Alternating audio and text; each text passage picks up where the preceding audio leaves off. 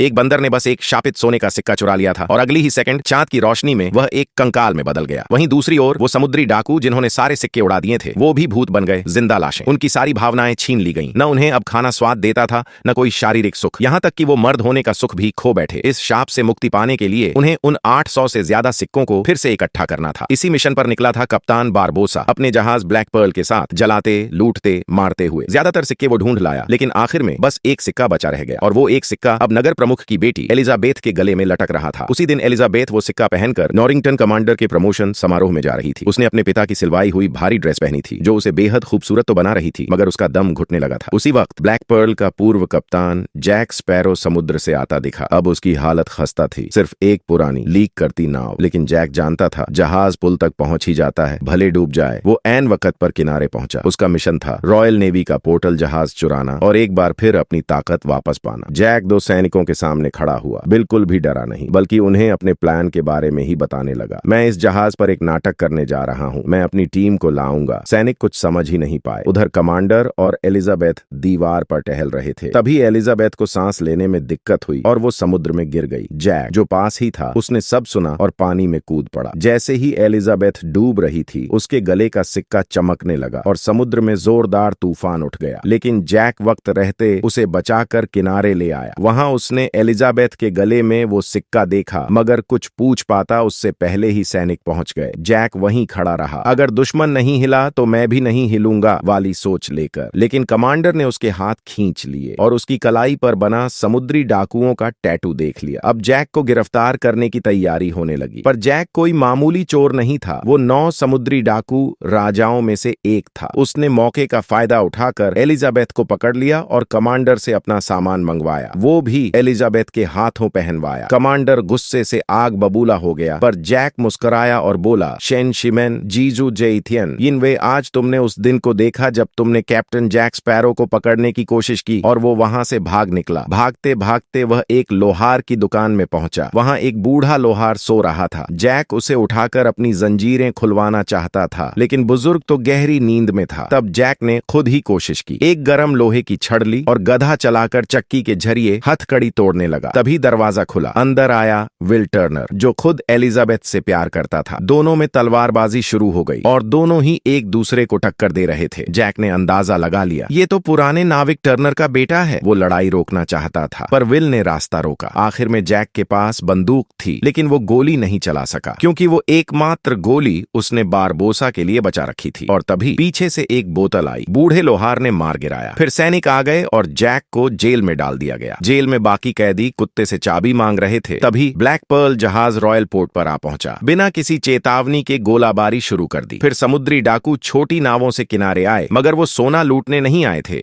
बल्कि वो आखिरी शापित सिक्का खोजने आए थे, क्योंकि दिन में एलिजाबेथ के समुद्र में गिरने से सिक्के ने एक जादुई तरंग पैदा की थी, जिससे डाकुओं को उसकी लोकेशन का पता चल गया। अब सवाल ये है, वो डाकू उस सिक्के को कैसे पाएंगे और क्या जैक स्पैरो दोबारा उभर पाएगा? जानिए अगली कड़ी में।